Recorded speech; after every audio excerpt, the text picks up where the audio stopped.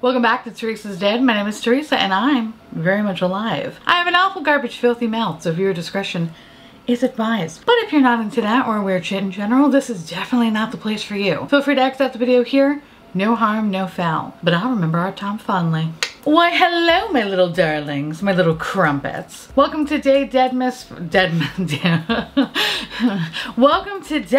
day 9562. In today's video, I'm riding on the coattails of the beautiful Angelica Snoozefest and Samantha March, two creators that I absolutely adore. And I saw them do this tag, the new makeup release tag, and I was like, that's a good idea. I'm gonna steal it. I think about this year and I think about how weird everything has been, and I feel like this tag is very appropriate. There were a lot of makeup releases this year. Some good, some bad, some really awful, and some that were just downright disgusting. If you're into answering these questions, everything will be listed in the description box below, along with both Angie and Samantha's videos as well. And tell them I said, hi, I'm stealing your idea, hi. Now this tag has 8 questions, so let's start with number 1. What mainstream release lived up to the hype most this year? Oh, bitch, that's fucking easy. And I think I'm the only one that feels this way, and that's fine. I don't care. Because listen, the world revolves around me for the next 10-15 minutes or so. KVD came out with the best foundation I have tried this year, pretty much. This is the Good Apple foundation. Like, I did some fucking damage, and this is like my 3rd one, by the way, okay? Like, Mama did damage. This Good Apple foundation is just fucking good. It went viral on TikTok and I feel like a lot of people liked it, and then everybody called it garbage, you know, kind of like me. And the reason why I like this is, one, I have dry skin, right? So I usually stay away from full coverage stuff because it usually looks really cakey and shitty on me. But this is one of the first foundations I found that is like proper full coverage that actually just makes me look fucking amazing. I don't look fakey, cakey, or a fat melted candle. The longevity is insane and I've never looked smoother. Yes, I don't know what happened to nail polish on my fingers. I think I ate it. Anyway. Like I mentioned, this is my 3rd one, okay, because that's how much I use it, and I just, oh, it's so good. So for me, this lived up to the hype and then some. And honestly, if you were to ask me right now if I could pick one foundation to last me forever and ever, this would be it. Without even thinking, like, nope, this is what I want, thank you. And again, I know so many people hate it, and I'm like, that's great, more for me. But again, this really kind of comes back to the fact that I have dry skin and the fact that this doesn't turn me into a mummy's dick. It's fucking impressive. And I really do hope that they come out with a concealer, because if it's anything like the foundation, bitch, I'm sold. But watch the concealer be garbage. That will be just my luck. Question number 2. What indie release lived up to the hype most this year? So for this question, I actually have a few different answers. And right off the bat, I have to say indie makeup really killed it this year. I have thoroughly enjoyed a lot of it that has come out. And I'm glad that I took a chance on some newer brands that I've never tried, and I've been loving everything so far. That said, the 3 that really fucking impressed me is the following. The first one is from Sugar Drizzle. Now, the first thing I've ever tried from them is their multi-chrome eyeliners, which are these little bubbies right here. They're currently not available, so I apologize in advance if you wanted to check them out. They retail for about $10 a piece. You can get the whole bundle. I think there's like,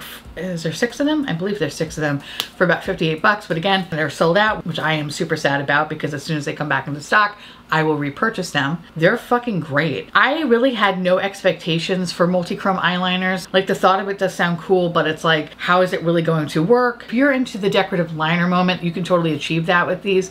But for me, I don't even use them in that regard. I use them for the waterline. Y'all know me, I, at times, more like most of this year, I have been a pretty like basic bitch. Like, I'm a full-on Anne. I own my namesake. But when I want to add a little extra something, if I want to be an Anne with a twist, I love adding these multi-chrome eyeliners because they're just so fucking weird and pretty in the waterline. It gives you that extra little bit of sparkle, and it has people commenting like, what exactly do you have in your waterline? It looks really cool. What is that? Also, as someone who has watery eyes, these last all fucking day. They're beautiful. So again, I cannot wait for them to come back into stock, and I really do hope that Sugar Drizzle does more of these in the future, because they're fucking fabulous. Also, if you've ever been interested in wanting to try Sugar Drizzle, I've recently have become an affiliate with them. So my code is garbage. I believe you can save 10% off. So as soon as I know those eyeliners come back into stock, I will blast it everywhere because everybody needs to try them. They are just that fucking cool and different and just, they're so much fun.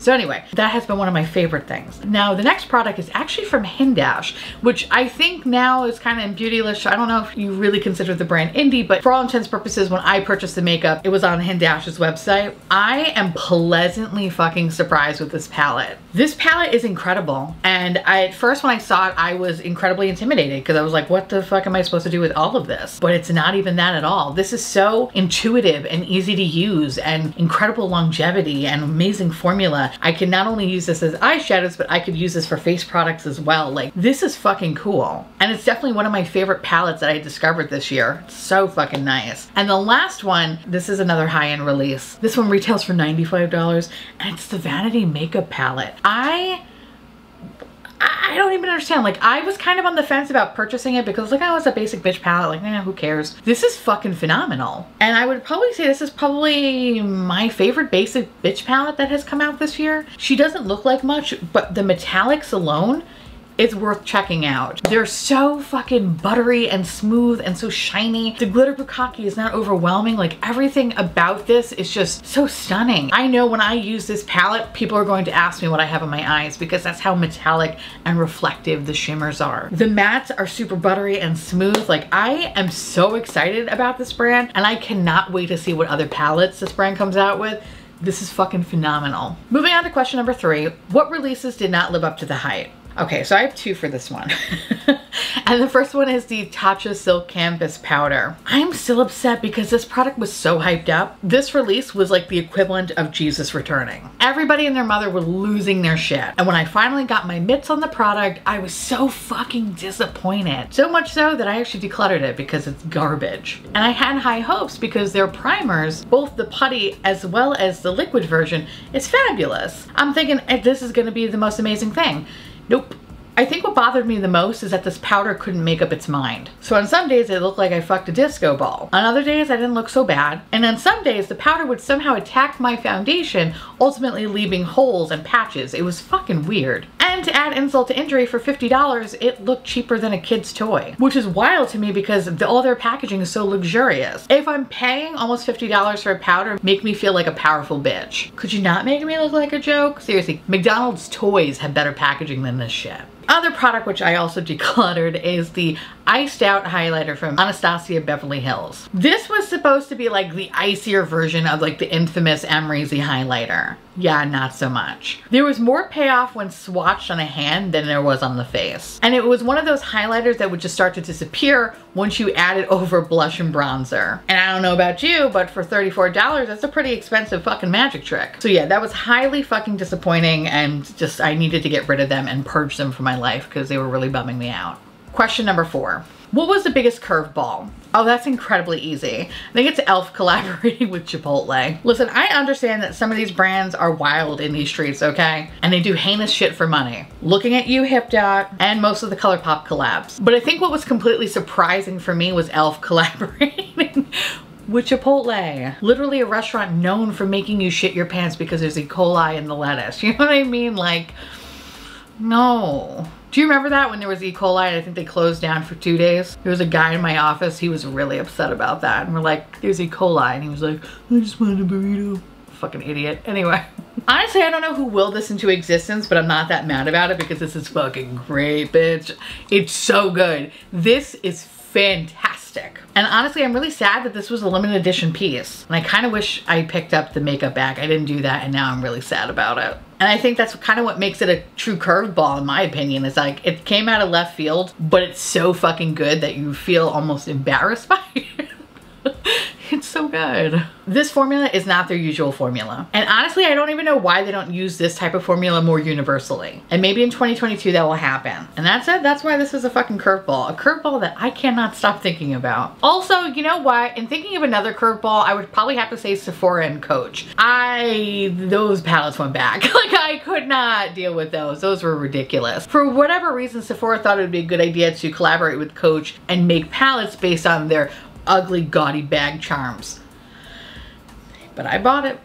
try it for science, okay? But anyway, if you want to see a review on that, I'll link it in the corner. But that was weird. That was really weird. And I don't know what the fuck that was about, but I guess someone lost a bet. I don't know. Question number 5. What was the biggest letdown snooze fest of this year? Listen, I hate to do this. I really do. But I need to be honest because I think the biggest letdown for me was the Lunar Beauty Moonspell 2. I love the first palette. I think that first palette is fucking awesome. It's not only beautiful, but it's really, really fun to use. And it's one of those palettes that I just love looking at on my vanity. It just looks good in the makeup collection. I don't know, there's just something about the packaging and just the overall aesthetic. It's so fucking eye-pleasing. Some would say I'm being shallow, and rightfully so. Like, it's a beautiful bitch. So when I learned about the second release, I was like, yes, oh my god, a fucking sister palette. I'm so excited. Like, I can't wait to put it on my face. And that said, the formula is incredibly different from that first palette. And I was so disappointed because, you know, I didn't land the color story. The packaging is really fucking dope. And it's also a Halloween release. Like, what can I not love about it? But it just wasn't really fun to use. I had a lot of difficulty with this formula.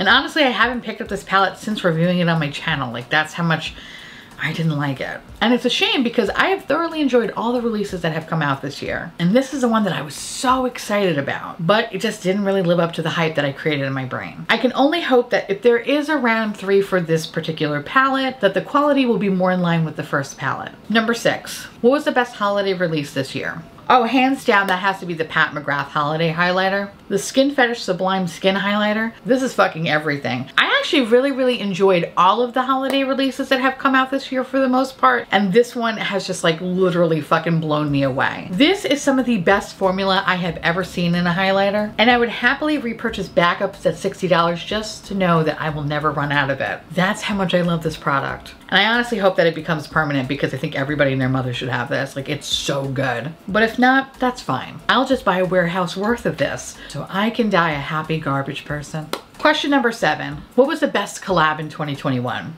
Well, that is incredibly easy because that is Lethal's Dead. Oh, I love you, baby. Which I know you can no longer buy, and I apologize for showing it, but like, this was so fucking cool to do. Like, it was so cool. The whole fucking process was just so awesome. From working with my favorite indie brand, to creating the color story, to helping with the packaging, to creating a really fun fucking reveal video. Like, this means everything to me. It really does. And I couldn't have done it without your love and support. For that, I will forever be grateful to you. And if I never do anything fucking cool ever again, that's okay.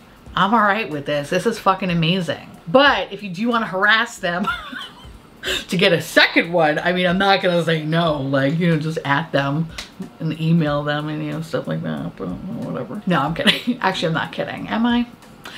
But no, this was really fucking cool. And honestly, to me, this was my favorite thing because I got to make something really fun and just kind of like a nice little throw to all my favorite low budget horror movies from the 80s and 90s. Like, I love it. That said, indie companies killed it this year, especially with collabs. Odin's Eye Diversa collection. I love these creators like Tina, Annette, Judy. They are fantastic. And then of course we have Angie's palette. The Club Nebula Kaleidos palette is fucking beautiful and one of my favorite Kaleidos palettes of all time next to Sashimi City. Like, this is great. I finally got Butte Beans palette. It took a long time, but the bitch was worth the wait. This one was super fucking awesome too. And definitely a sister palette to my Lethal is Dead for sure. Menagerie Cosmetics also came out with a really awesome palette, and Annette's palette, the Serenity palette, this is fucking great too. This was awesome as well. I just love that the people that I really enjoy in this community got to put out some really cool fucking shit, and it was good. It was fucking good. And it's not one of those things where I have to like, oh, it was fine. No, like, these are products that I actually thoroughly enjoy. And another palette that has been really fucking awesome too is the collaboration between Midas and Drench Cosmetics. The Genesis palette was just so fucking cool. I love this one. So like, I love that a lot of these are kind of from micro influencers and indie companies. And honestly, I'm really happy to see a lot of the micro influencers get really cool collabs because it goes to show that you don't need 1 million subscribers. And honestly, I really hope that trend continues next year. Which kind of now then ties into the last question, which is question number 8. What are your predictions of releases during next year? One, I think multi-chromes are going to be more prominent. And I really love the fact that we're starting to see more brands introduce them in their collections. So I feel like mainstream brands are going to kind of pick up and start producing their own, which to me I think is amazing because a bitch loves options. I also believe there's going to be more collabs with nostalgic themes and collabs with companies that make no sense. And for that I'm excited because I love ripping things apart. But I think we're going to have a lot of head scratchers next year. And I also think that masks are still going to be very much a thing. So I feel like the focus is going to be more on skincare and lighter coverage complexion options. So I think taking care of your skin will be the main focus. And I think there's going to be like a considerable shift for complexion products to have more skincare ingredients in them. Which, bitch, I'm not mad at. I welcome this idea with open arms. That said, those are my answers for the new makeup releases tag. Again, thank you to Angie and Samantha for doing this video so that I could steal it. Again, all the information about the questions, their videos, and just general nonsense of mine will be listed in the description box below. And with that said, I want to say thank you so much for watching. I truly appreciate it as always. Feel free to like, comment, hit that subscribe button, it's free, and hit that bell icon for notification of all my future posts. Follow me on Twitter, Instagram,